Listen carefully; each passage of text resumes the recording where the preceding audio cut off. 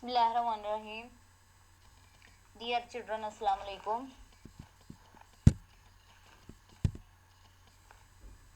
Subject Tulip Series Book Class 5th.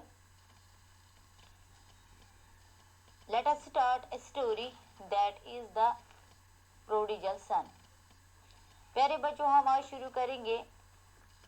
Page number 61 है और contents है 6 कंटेंट्स, जिसका नाम है द प्रोडिगल सन।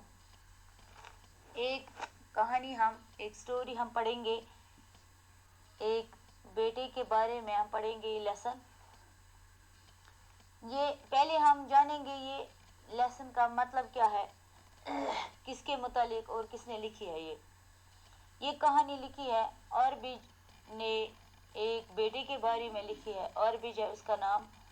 ये प्रोडिगल सन जो है, ये आप मानिए कि एक फजूल खर्ची करने वाला एक बेटा था। इसी के मुतालिक हम ये पढ़ेंगे।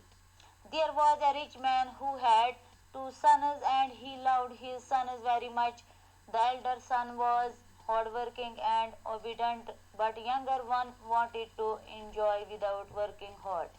He wanted to live a life of freedom and therefore asked his father to give him the share of his property. The father was shocked as the foolish demand for an early division of property was selfish and immature, but he gave him his share as the knew in his share and knew in his heart that his extravagant son would come back to him.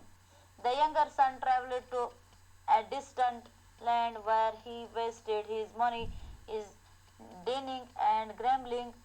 There was a terrible famine that year and the younger son almost starved and death. The hunger pangs made him unconscious and he realized that it. प्यारे बच्चों, ये कहानी ऑरबिज ने एक बेटे के बारे में लिखा है। ये लड़का, 2 लड़के थे इस अमीर आदमी के। एक लड़का बहुत मेहनत करता था, लेकिन जो छोटा था, यंगर जो था, ये मेहनत के बगैर बाप की दौलत को उड़ाना चाहता था।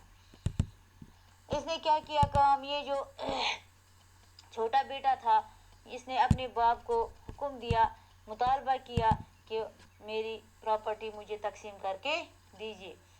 वालिद ने कहा कि मेरे मरने के बाद आप दोनों को बराबर हिस्से का मिलेगा, लेकिन जब आप मुझे कहते हो चलो मैं आपको दूंगा। इसी अमल का अंजाम इस बेटे को आधा हिस्सा को तकसीम कर दिया और दौलत को लेकर वो एक दूर दराज इलाके में चला गया और खूब मौज मस्ती के साथ दौलत को उड़ाया। फिर वक़्त यहाँ तक आ पहुँचा कि उसके पास एक टिका भी नहीं बचा, न पैसा रहा, न घर रहा, न आराम रहा, और उसको बहुत मुश्किलात आई। कहते हैं जब वो उसके पास कुछ नहीं रहा, वो एक दूर चला गया, एक गांव में। उसने फैसला किया कि अब मैं कहीं नौकरी करूंगा, और एक ज़मींदार के पास गया। उसको कहा मुझे काम पर रख लीजिए। उसने रखा। उसने बोला कि मुझे जानवर बहुत है, उनको खाना खिलाओ, उनकी खिदमत करो।